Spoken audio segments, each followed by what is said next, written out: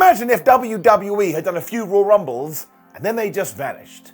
We'd all be sad pandas, our favourite event, just vanishing into the dust. Thankfully this did survive, but I tell you, not everything is so lucky.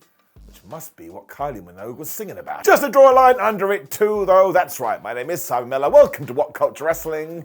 This is 10 awesome ideas WWE just stopped doing. Number 10, women exclusive pay-per-views. All premium live events, to use the proper term, and I do understand that this is tough, because in a dream world, you want to get to a big old show, and you have a good balance of men's wrestlers, and you have a good balance of women's wrestlers, because good wrestling is good wrestling, and we just smash it all together. Thing is, though, after years in the cold, or not being treated equally, we do need to shine a bigger light on the female talent, which is why doing an exclusive women's pay-per-view premium live event was a really good idea. I remember the Evolution event as well, and I thought it was super duper fun. I'm sure it wasn't the greatest thing you'd ever seen, but it did make me go, well, if we did with this the first one, what can we do with the second one?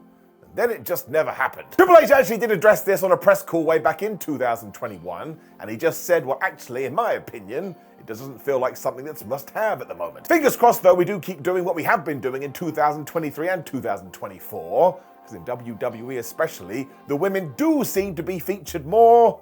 Yeah, keep on doing it. Number 9, the Intercontinental Title Cup. I like a good wrestling tournament. I thought AEW's Continental Classic was great, and way back in 2013, when WWE said, oh hey, we're gonna do the Intercontinental Cup. I thought, yeah, the name is ridiculous, but I want it. Of course, the winner would get a shot at the Intercontinental Champion, and while it wasn't gonna be a round robin, it would be single elimination. That's good enough for me. Wade Barrett was the champion too, where we were going to have Kofi Kingston and Dolph Ziggler and Randy Orton, and just as it was about to start, it didn't happen, and that was that. If for whatever reason WWE just decided they'd rather do Wade versus Bo Dallas for that championship, and we never heard about this again. But look, recently, as I am talking to you, we did the US title tournament to find a challenger for Logan Paul, and that worked out great, so let's just do it on the other show. I mean, it's painfully obvious. Number 8, unique stage designs. So I'm just going to say it right away. Backlash 2000 or 2001, I've forgotten now. But those swinging blades, my word, I still think about them all the time. Now, obviously, we do get this for WrestleMania and the odd Saudi Arabia show.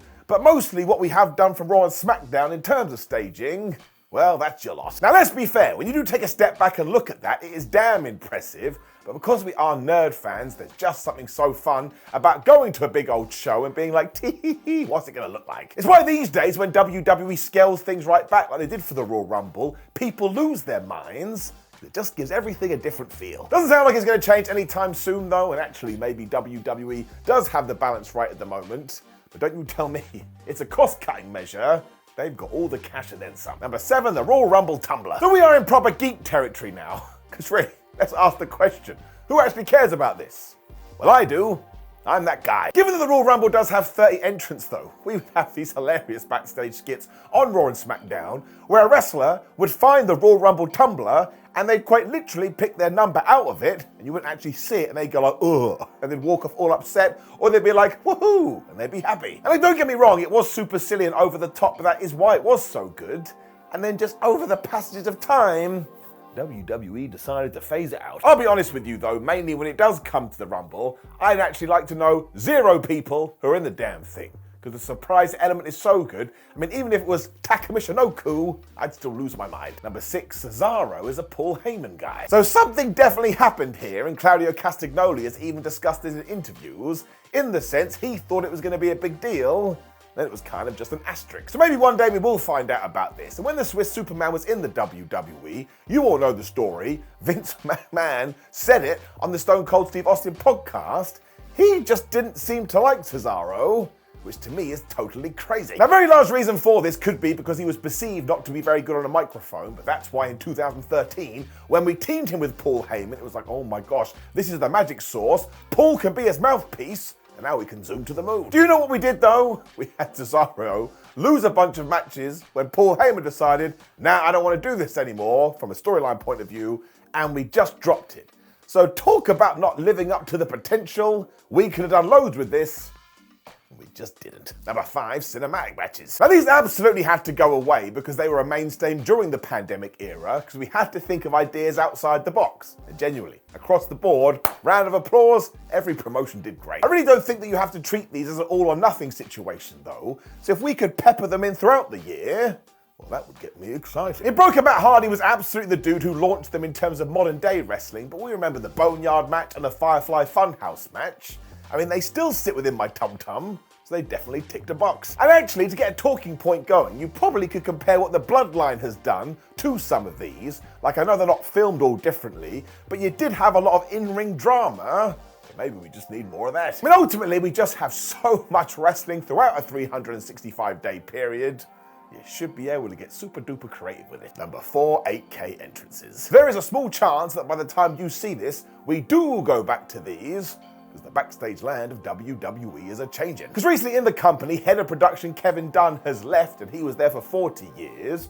So maybe it was he that wasn't a fan of 8K cameras, and now they can finally come back. If you've never seen it as well, absolutely go and hunt these down when WWE did use them for some entrances. Like when Roman Reigns made his grand walk down the aisle, it kind of looked like something from a video game. And again, once again, we kind of did this in the pandemic because it did give us something different. We didn't have live fans, but it was just so cool to look at. It was like alien technology. It doesn't even have to be a week-to-week thing either. You could just use it for events like WrestleMania.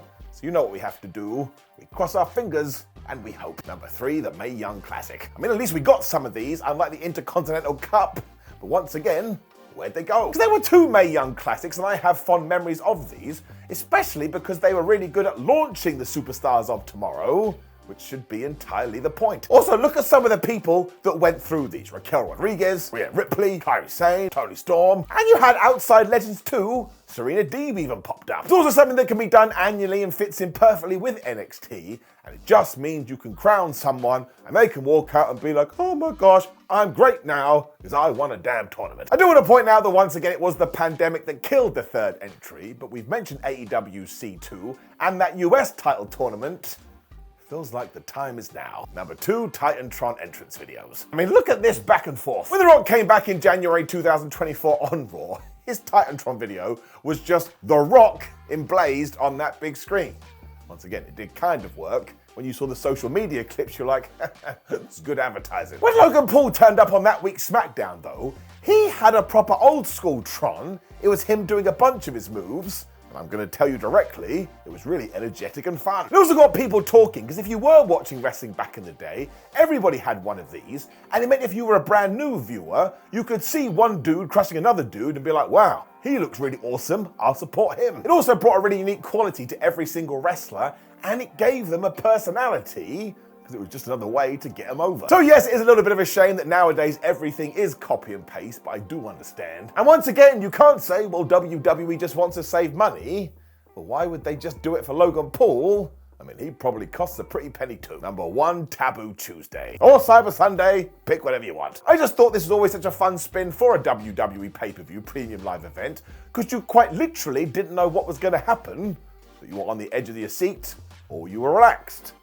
Your choice. It was all based on voting, and I think WWE management took it literally, because there's an amazing story out there where Chris Jericho was going to have an Intercontinental title match. Everybody thought Batista would get chosen, and then Shelton Benjamin won. It was like, well, what do we do? Shelton actually went out there and won the damn thing as well, so this was just a moment in time, even if people backstage were panicking a little bit. And the main issue with the concept is that social media wasn't what it is today, but it now is that today, or words to that effect, so why don't we at least give it another go? I mean, what's the worst that can happen? It sucks, move on, and do something else. For whatever reason, I don't think that WWE will do this, and really, given the last 12 months, do they need to? No, not really. They're totally on fire. Now, please do click the video on the screen, which is 10 secrets to get a guaranteed pop in wrestling, because everyone likes a pop. Like the video, share the video, and subscribe. Leave a comment below and just say, Simon, you don't know what you're talking about. And I'll be like, hey, mum, and have a terrific day. That's the most important thing. And do the dance of joy. That's how we're going to end the video. See you soon.